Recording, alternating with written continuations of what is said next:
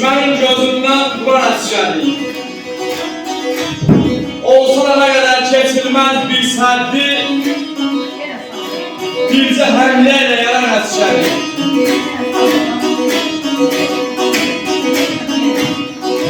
Qoy düşünsün yalı, qoy görsün yalı, candan da əzizdir vətən torpağı. Azad etdik biz Qarabağı, həmişə zirvədən duran əsgəri. Bax elə düşmənin gözündən duran əsgəri.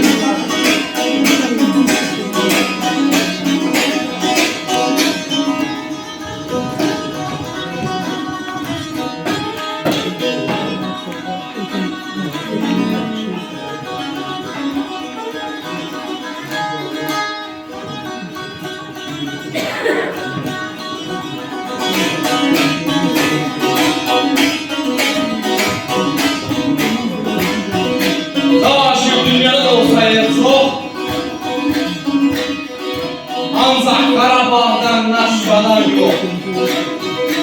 Torpaqlar yenidən canlanır, bax. Həmişə yaradan duran əsgəri, bax elə düşmənin gözündən duran əsgəri.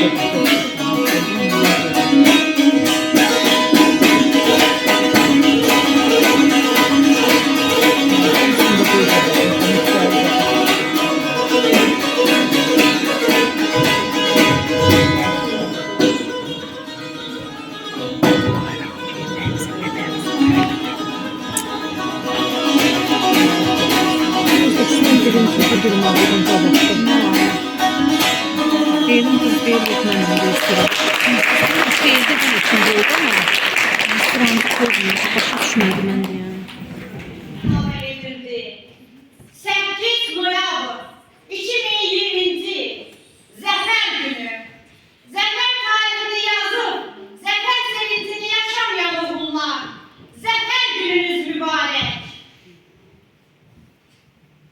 Müstakil ve süveren Azerbaycan vücut kahraman oğullarıyla fəxridir.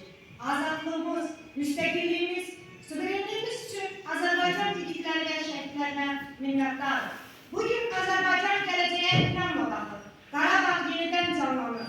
Ülkemiz inkişaf edir ve bu yolun her bir adımı Azerbaycan Prezidenti İlham Əliyevin siyasi irsini, uzaq görənliyini, əzimkarlığının, müdrikliyini izlərini daşıyır.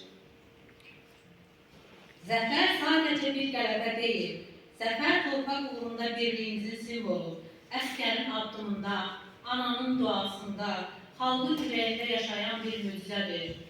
Bu səfər illərlə davam edən həsrətin, duaların və mübarizənin nəticəsidir. Bugün hər bir Azərbaycanlı təbir etməlidir. Qarabağ Azərbaycandır. Bu torpaqlar uğrunda canından, qanından keçmiş hər bir şəhidin xatirəsi bizim üçün əziz və müqəddəsdir. Biz bu qələbəni yaşadacaq, gələcək nəsillərə əmanət edəcəyik.